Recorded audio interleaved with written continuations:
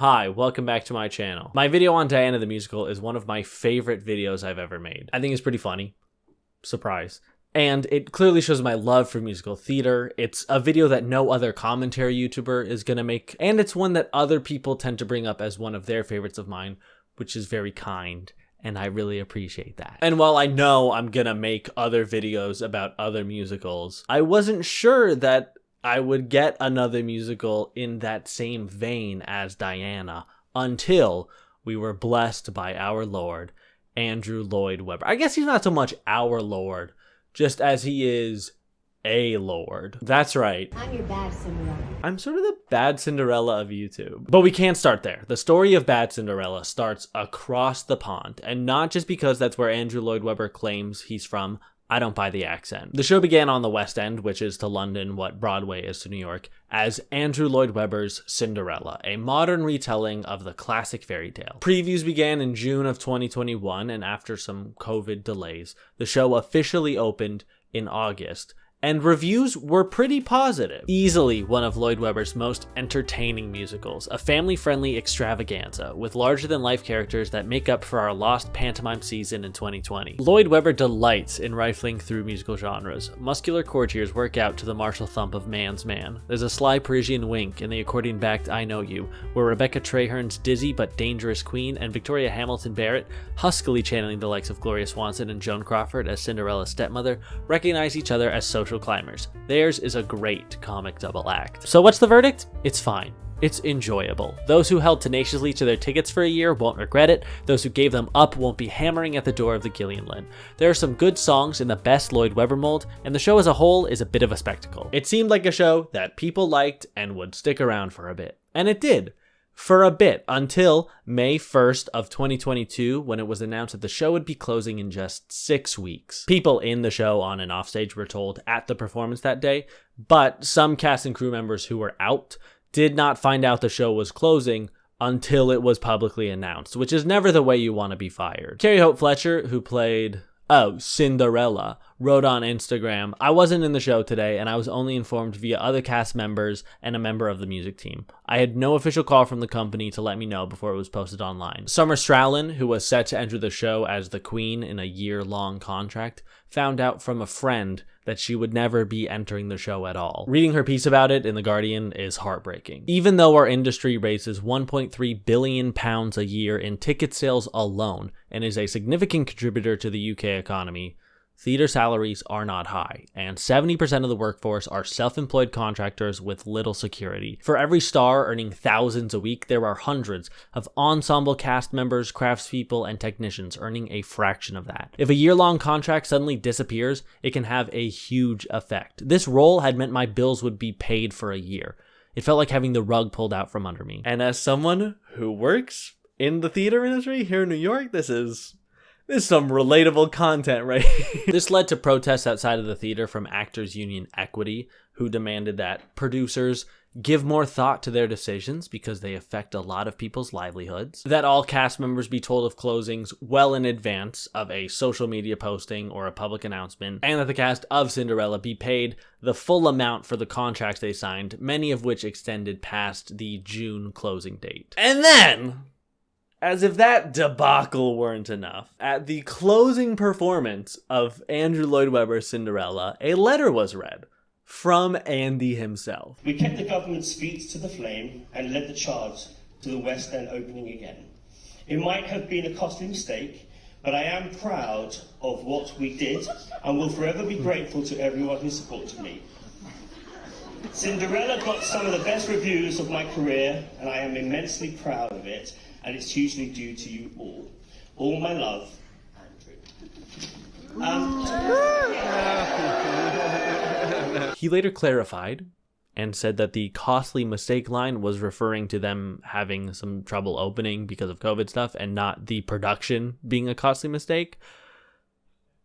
But after the show closed the way it did and he couldn't even be bothered to show up to wish it goodbye, I think that reaction is warranted. So while Cinderella was closing on the West End, it was known that the show would be making its way to Broadway. And on October 3rd, 2022, we officially got that announcement. And I'm sure a lot of you have seen this clip, so I'm not your Cinderella.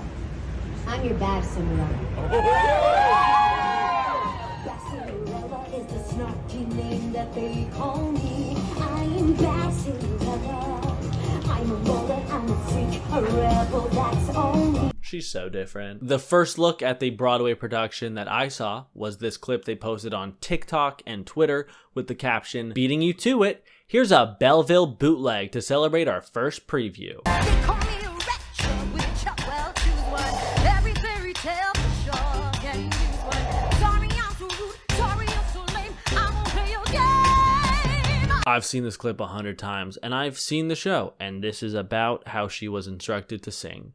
So that's a choice the director made that I disagree with. Second of all, this is not a bootleg. This is a professionally shot video for probably some advertising to, I don't know, post on social media and get people talking about the show. Call me crazy. I think I cracked the case. I wish bootlegs looked like this.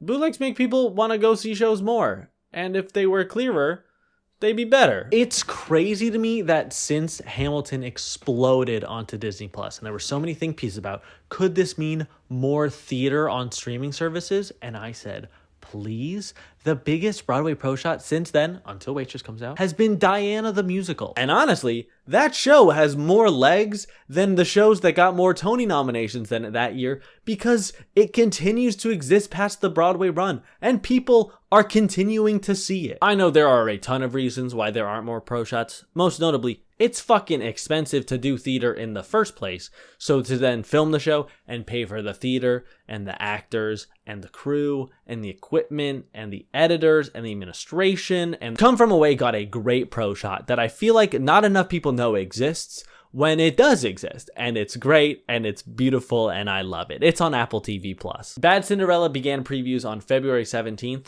I think, because that was originally when Phantom was going to close, and Andrew Lloyd Webber was like, well, I can't have 0 shows on Broadway for even a day. So that's when Bad Cinderella was going to open. That's my theory, my game theory. And the show officially opened on March 23rd. And it's no longer Andrew Lloyd Webber Cinderella. Now it's Bad Cinderella. The reception to the American show was not as positive. The creators behind the new musical Bad Cinderella were at least clever about one thing. They claimed the word bad as their own before it could be used against them. Handily, there are many other useful terms to describe the production. Prurient, ill-conceived, nonsensical, overlong, and icky. To clear up the obvious question, Bad Cinderella, which opened at the Imperial Theater Thursday night, isn't good. It's a mess with multiple personality disorder. From start to finish during this perplexing and often dull fairy tale spin, and oh does it spin.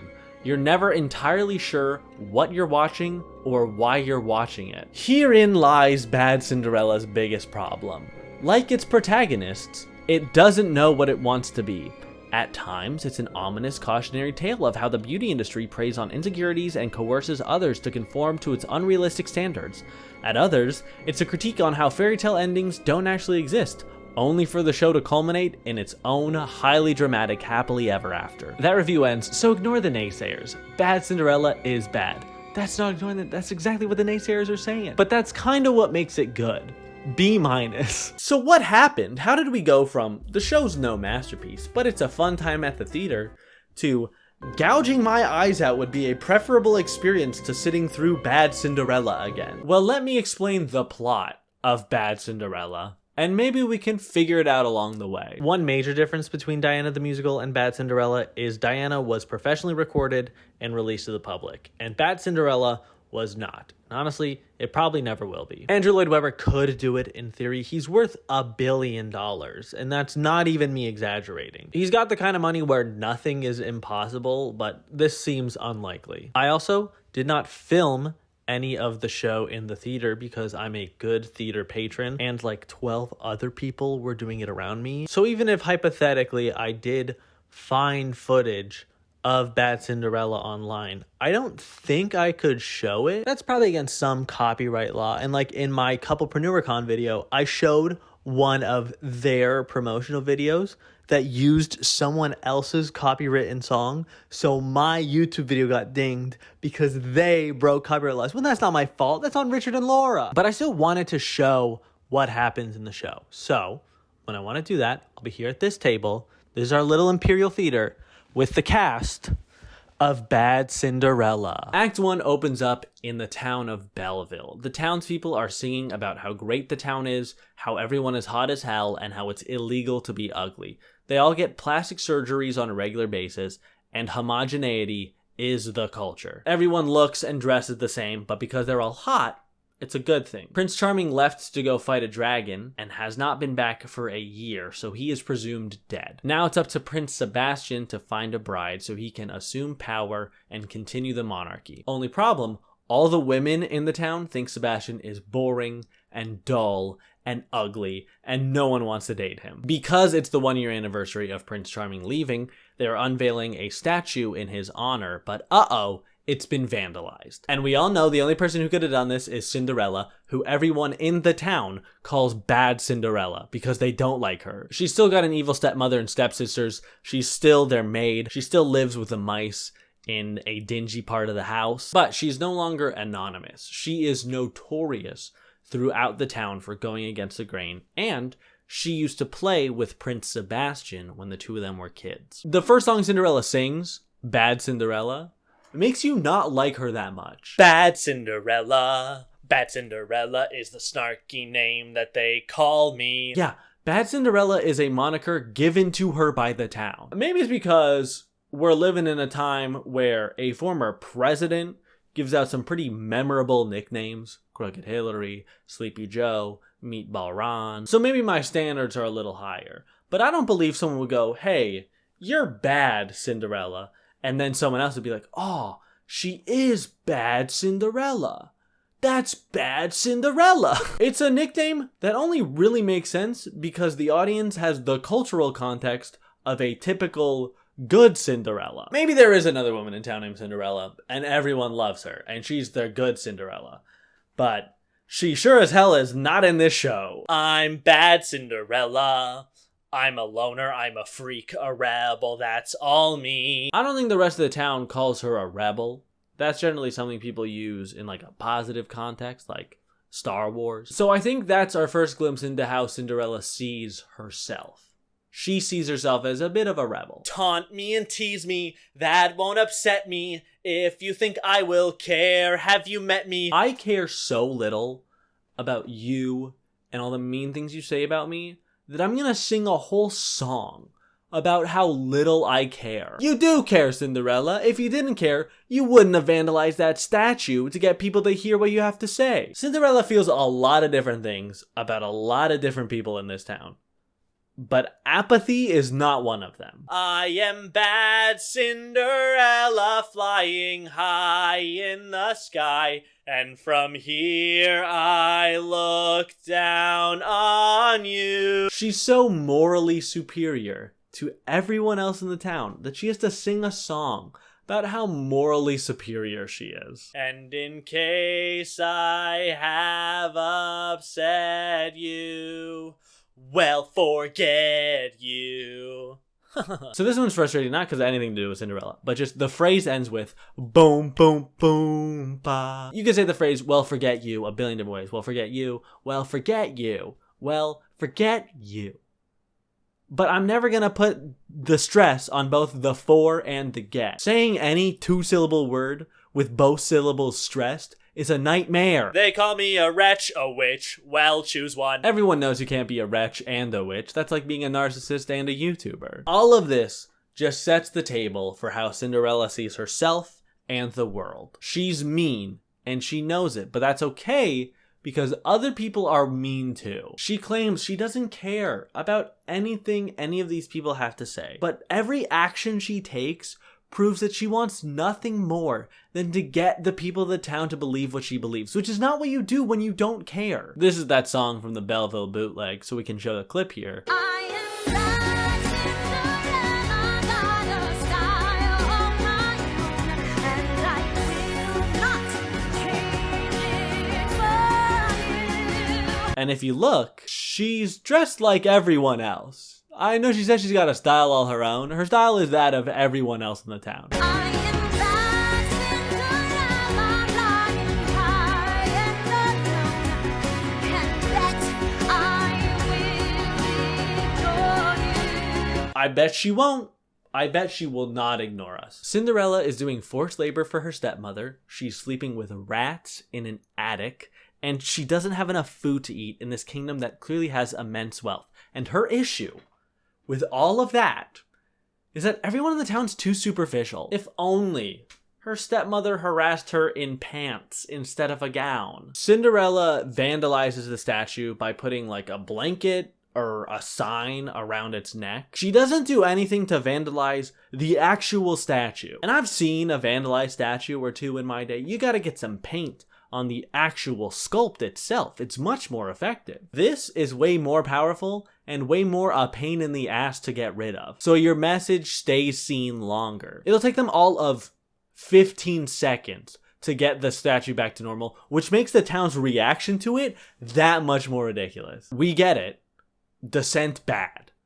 But when dissent is that easy to wipe away, and you gotta wipe, you just gotta pull. Is it worth making that big of a fuss over? The town sees the statue with the vandalism, knows it was Cinderella, so they gag her and tie her to a tree in the woods. Prince Sebastian comes and frees her. What's this? Oh, I gotta go back here. Oh, and untie you. Christ, this is a crazy knot. All right. And they sing a duet that's very flirty, but neither of them will admit that they have feelings for the other. Hello, goodbye, so long, farewell now. Those are about the words to this song. They get really close and they get super close now. Oh. No. You can't. I can't kiss you. What the hell? What are we even doing here? The queen talks to Sebastian and says that on Saturday, they're going to have a royal ball where he'll need to pick a bride-to-be by midnight so that on Sunday, they can have a royal wedding. In the song that she sings where this conversation is taking place, she also sings about what a manly, strapping man her other son, Prince Charming, is. Freud is rolling in his grave. He probably isn't, actually, because he probably hasn't been born. This show takes place when the original Cinderella story takes place, you know, kings and queen times, knights, people using swords. This is not a modernized Cinderella in terms of setting. It doesn't take place in present day, just in its attempted themes and storytelling. Okay, so there's a ball on Saturday, wedding on Sunday. Prince Sebastian asks Cinderella to come because he wants her to be there so he can marry her, but he doesn't say that. And Cinderella sighs and goes, oh yeah, I guess I can come, even though she wants to because she likes him, but she doesn't say that. Then it's the best song in the show, where the queen and the stepmother, this is the one the British person was talking about earlier, where the queen and the stepmother are singing about how they know the other person's a whore and a slut who just fucked their way to the top, and if only the town knew your past the way that I know it, it'd be a scandal, an outrage. But I won't say a word, I won't say anything. Isn't your husband dead? How interesting. There's no way to know what exactly happened, but if there was, I would know it. Oh yeah, same with your husband who's surprisingly dead. Look at that. Oh, we're both widows. We can bond over that. It's great fun. They agree that it's best for everyone if Sebastian marries one of the stepsisters, but he can pick. As long as it's one of them, the stepmother doesn't particularly care. The next day, the prince asks Cinderella to the ball again. It's almost entirely the same conversation. And the stepmother overhears this and tells Cinderella he doesn't really want you to be there. He's only asking you to be there out of obligation. This gets in Cinderella's head so much that she goes to the godmother, like from the original story.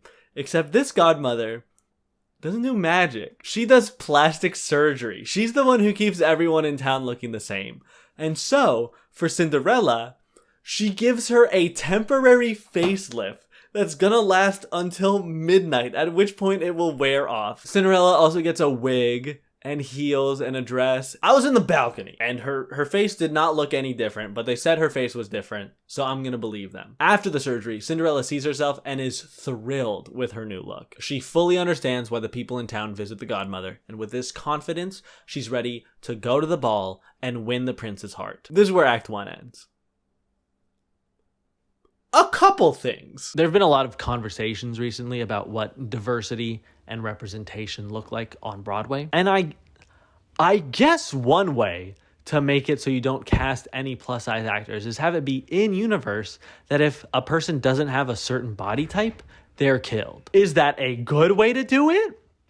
I don't know. I'm gonna say that's a no on that one. When Cinderella goes to the godmother, they're talking about what Cinderella wants, and the godmother says she can do it, but it'll cost Cinderella. And Cinderella says, well, I don't have any money, I'm poor as hell. And the godmother says, I don't deal in money. I deal in dreams. Dreams? What, does she eat them like a pizza pie? The worst thing is, that line really isn't even true. Because in Cinderella's case, the dream that she has to pay is this expensive looking necklace that Cinderella got from her parents. The show also uses a lot of AAVE, especially the stepsisters. One of them says, it's giving rags to Cinderella. Another one says, it's the attitude for me.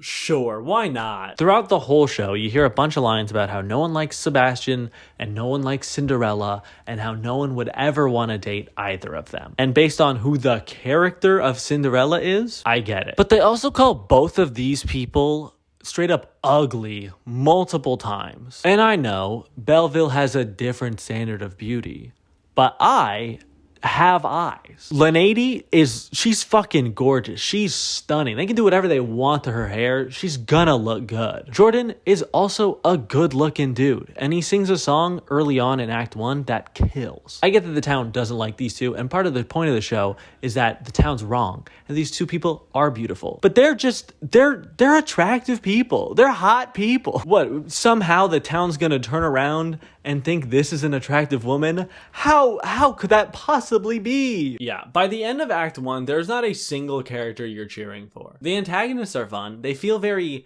90s Disney animated villain, but ultimately you do want them to lose. The Queen has some fun musical numbers, but ultimately she's an Oedipal eugenicist, and I don't want that to be the person who comes out on top. Cinderella is nothing but, I'm not like the other girls, I'm a girl boss, I'm different, I'm quirky, and after an hour of that, I've had enough. Yeah, the plastic surgery plot point threw me for a loop. I know the show is not set in a specific year, it's just the past, and plastic surgery's been around for a long time. But it is odd to see a show where all the soldiers and guards are using swords to have syringe injections for plastic surgery be a major plot point. Especially when the surgery is temporary and lasts until midnight. That just doesn't feel like the past at all. It'd be like if they did a new version of Camelot. That's all the same, except the only food they're allowed to eat is Crunchwrap Supremes. Act 2 is shorter, but somehow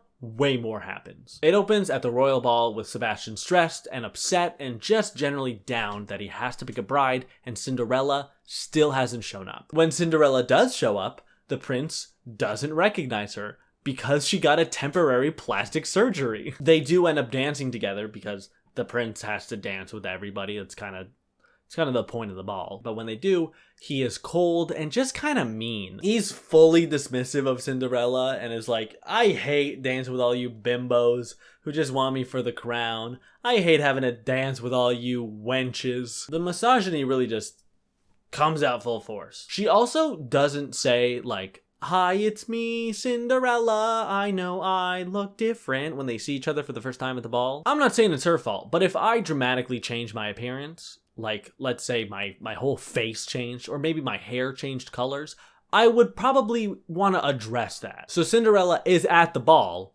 unrecognized, and Sebastian is waiting for Cinderella to show up. And everyone kind of mingles and dances until the clock strikes midnight. Because the queen said to Sebastian, hey, at midnight, whoever's going to be your bride, kiss her so I know who it is. Pretty good tell. When the clock does strike midnight, Sebastian doesn't want to marry anyone who's at the ball because he doesn't realize Cinderella's at the ball. So he doesn't kiss anybody. But one of the stepsisters runs over and lays one on him. The stepsisters do have names in this. One of them is Adele, and I don't remember the other one's name. And I don't remember if Adele is the one who kisses Sebastian or if Adele is the one who doesn't. It doesn't really matter. But also at midnight, the surgery wears off. So Sebastian is like, holy shit, Cinderella, I didn't recognize it was you. If I would have known it was you, I wouldn't have said those things to you. I'm so sorry. I wanted you to be here. I've been waiting for you all night. She runs off because the prince kissed someone who was not her when it's pretty clear that he didn't know she was there. And he got kissed. He didn't give a kiss. And he tries to plead that case a little bit, but she doesn't want to hear it. She leaves. She runs off and sings a ballad. Ding, I'm so sad. This is gonna be a theme for Act 2. Cinderella gonna sing a lot of slow, sad songs. The prince sings a song which is his version of The Rage from Diana. It's directed at the royal guards and not his wife, which I guess is a little better. It's still not great. You can all shut your faces. Okay, no, that's good. We don't need any more. Then we come back to Cinderella, who is still sad, so she sings another ballad. Look at me. I'm so sad. And the stepsister who's not getting married is like, maybe we would have been friends all along. Out of nowhere. It's out of left field. You're like, what? But she tells Cinderella, go to the church. Try to stop the wedding. You could still make it. Tell Sebastian how you feel. At the church, they're doing wedding stuff. You know, groom walks down the aisle. Bride walks down the aisle. Does anyone have anything mean to say? You've seen a wedding before. And when the priest gets to the part where he says, if anyone has any reason why these two should not be wed, please speak now or forever hold your peace. Everyone waits for Cinderella to come busting through the door. And who busts in the door from downstage left? Prince Charming. It's him. He's back. Realistically, this man is twice as wide as I am. Dude is built like a goddamn truck. And he's back from his quest to slay the dragon, to save his brother from a bad marriage, and to get married to his partner, a man. That's right, Prince Charming was gay the whole time. We didn't even know it. I didn't know it. I don't have a Prince Charming husband cut out because this is like the only scene that guy's in. So sorry about it. So Prince Charming gets married to his husband. They're going to lead as two kings. Sebastian doesn't have to get married. And everyone goes to the town square for the big celebration. The queen declares Belleville the city of love. And I don't know if Belleville is Paris so much as it's like Beverly Hills. And it's like a goddamn cartoon. The church bells ring. Cinderella walks into the church and it's empty and she thinks, oh no, oh no, oh no, Sebastian got married. It's Jover. Prince Sebastian got married and she'll never be with him. So she sings a ballad. I'm so sad. But this one is worse than the others because the point of the song is, wow, I'm so sad I can't be with the person I love because they married someone else. When he didn't. I know Sebastian didn't get married. You know Sebastian didn't get married. We all know. I know she doesn't know. But the next time that she sees Sebastian, they're going to be like, oh, you're not married? Cool. Then let's do it. It sucks any dramatic tension out of the song. It's a sham tune. So after the party, Sebastian goes to Cinderella's because he got the necklace from the godmother and he wants to give it to Cinderella. Cinderella goes back to Cinderella's so she can grab the shoes that she wore to the ball and sell them so she can have a little bit of money and she can leave Belleville. The two of them see each other at Cinderella's and they talk. They talk to each other and they figure things out. Holy shit. That's all it took. That's all they needed to do the whole time. They kiss. They kiss. Oh, it's so passionate. And they decide to run away together and they live happily ever after. The end. And this is where it feels like I go, just kidding, and then I tell you the actual ending of Bad Cinderella the Musical. But that is the actual ending. So I don't have anything else to say. There's no more things that happen in the show Bad Cinderella. The show literally advertises itself as an unconventional fairy tale. Putting aside that first N should also be spray paint, what about this is unconventional? The attractive prince and his attractive love run away to be together. Wow! That's just such a how'd they come up with that? Much like with Diana, the ensemble for the show is working their asses off. Props to them. They're the hardest working people in the show. I also don't really blame Linady for the way that she sings in this show, because it's clearly a choice the directors made. And whether or not she agrees with that choice, she's getting paid to sing that way. So she kind of has to do it. This show should not be called Bad Cinderella. It should be called Horny Cinderella. The men are shirtless and leather clad and treated like objects. One of the first lines in the show is from a milkmaid talking about how her creamy milk is straight from her dairy. The baker talks about how everyone in the town loves his hot buns. The queen says her son is well equipped, and the stepsisters talk about giving Sebastian a happy ending. Wink, wink. I blinked. Everyone in the show is so goddamn horny all the time And because the show has Cinderella in the title, there are a bunch of children in the audience, and it feels kinda uncomfortable. I get that it's trying to be a critique on like the beauty industry, but it leans too far the other way and almost is saying like people who get plastic surgery, that's a moral failing.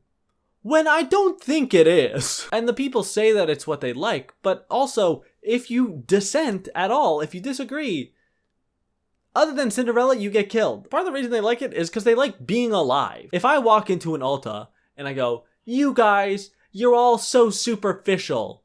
One, that makes me an asshole. Two, the cashier at Ulta's not gonna pull out a sword and cut me in half. They're living in a different situation. For all the shortcomings in this show, there is no rapping in it. That's a level of restraint they knew to have. And I know Andrew Lloyd Webber's of a different era, but he's been DJing with Phantom of the Opera songs. In sleep he sang to me, in dreams he came.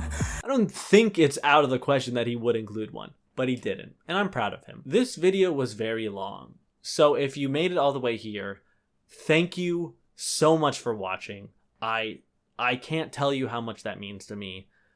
Thank you so much. If you enjoyed this video and you wouldn't mind leaving a like or subscribing, I'd appreciate that. I'm really looking forward to making the little cutouts of all the characters and then acting out the scenes. I'm probably too excited for that. I'm also glad people enjoy the new hair. It's summertime. I had to cut it short and I wanted to bleach it, so I did. So thanks. Thanks again for watching. I really do appreciate it. And hopefully I'll see you in the next one. Bye-bye. I am bad Cinderella, got a style all my own.